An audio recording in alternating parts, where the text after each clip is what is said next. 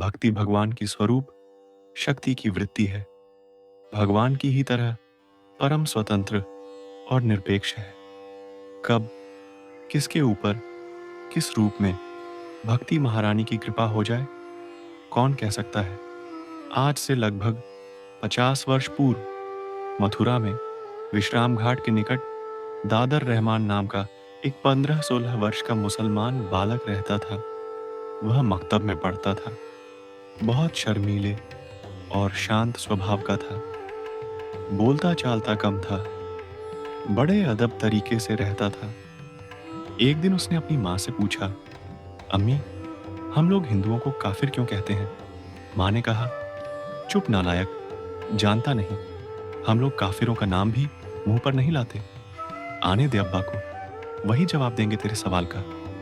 दादर रहमान अपने माँ बाप का एक ही लड़का था। उसके मुंह से ऐसा प्रश्न सुनकर माँ के कान खड़े हो गए। उसने सोचा कि शायद लड़का हिंदुओं की सोहबत में पड़कर बिगड़ने लग गया है।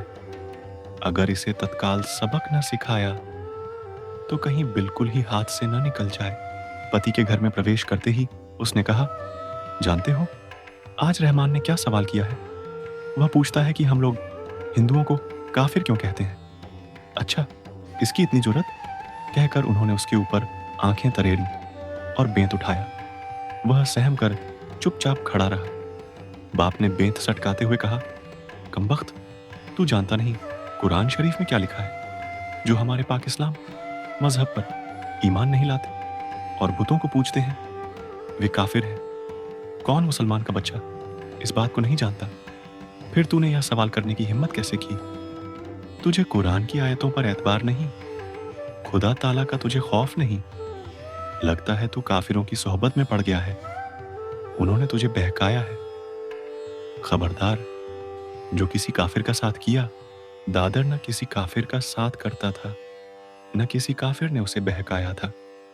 पर काफिरों के खुदा ने उस पर कुछ ऐसी मोहिनी डाली थी कि वह उन्हें देखे बिना नहीं रह सकता था। मकतब आते जाते रास्ते में एक हिंदुओं का मंदिर पड़ता था। मंदिर के भीतर राधा कृष्ण की सुंदर प्राण हर लेने वाली मूर्ति के बाहर से दर्शन होते थे। वह मंदिर के दरवाजे पर खड़ा खड़ा उन्हें एक तक देखा करता था। उन्हें देखते देखते कभी कभी अपनी सुध बुध खो बैठता था।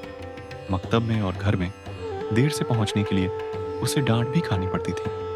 पर जब तक वह दिन में 1-2 बार उन्हें नहीं देख लेता था, उसे चैन नहीं पड़ता। कई बार तो उन्हें देखकर उसकी बेचैनी और अधिक बढ़ जाती थी। उनकी मोहनी सूरत उसकी आंखों के सामने छाई रहती थी। वह उनकी याद में खोया खोया रहता था। उसके नेत्रों में पानी भरा रहता था। बार बार किसी बहाने उसे पहुंचकर अपनी वह बेचैनी छिपाने की कोशिश किया करता। उसका चचेरा भाई कासिम भी उसके साथ उसी मकतब में पढ़ता था। वह एक अच्छा मुसलमान था। दिन में 5 बार नमाज पढ़ता था। उसे दादर की काफिराना हरकतों का पता था। एक दिन जब दादर कासिम के साथ मकतब से लौट रहा था, उसने उससे कहा, तू घर जा, मैं जरा ठहर कर आऊंगा। कासिम ने कहा, मैं जानता हूं तू कहां जाएगा। काफिरों के मंदिर ना, मैं नहीं जाने दूंगा। वहां जाएगा तो काफिर हो जाएगा। भाई, तूने उस मंदिर में किशन जी और उनकी दुल्हन को देखा है? दादर ने अपने आंसुओं को छिपाते हुए और भरे हुए कंठ को सुधारते हुए विनम्रता पूर्वक पूछा। वह क्या मुसलमानों के देखने की चीज है? अहमक, कासिम ने गुस्से में भरकर कहा। क्यों? खुदा की दुनिया में सभी कुछ तो उसका बनाया हुआ है। उसकी बनाई किसी चीज को देखना गुनाह कैसे हो सकता है? दादर, तू पूरा काफिर हो गया है। अल्लाह तुझ पर खफा होगा, तुझे काफिरों के साथ जहन्नुम भेजेगा। अल्लाह तो मोहब्बत चाहता है। जो उससे मोहब्बत करता है उस पर वह खफा क्यों होगा? तो जा, मर, कहकर कासिम तमक कर चला गया। 2 दिन तक सोचता रहा कि चचा जान से दादर की काफिराना हरकतों के बारे में कहूं या नहीं। वह जानता था कि यह सब सुनकर वे उसकी बोटी बोटी उधेड़ देंगे। पर अंत में उसने निश्चय किया कि भाई को काफिर होने से बचाना उसका फर्ज है। और उसने जाकर चचा जान से सब कुछ कह दिया।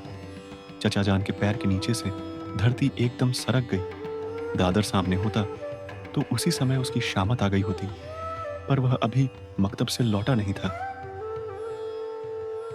अगर आपको यह कहानी पसंद आई हो, तो कृपया हमारे चैनल को सब्सक्राइब ज़रूर करें। ऐसी और भी दिल छू जाने वाली कहानियाँ हम आपके लिए लाते रहेंगे। लाइक करें और इसे अपने दोस्तों के साथ ज़रूर शेयर करें। शायद उन्हें भी यह कहानी उतनी ही पसंद आए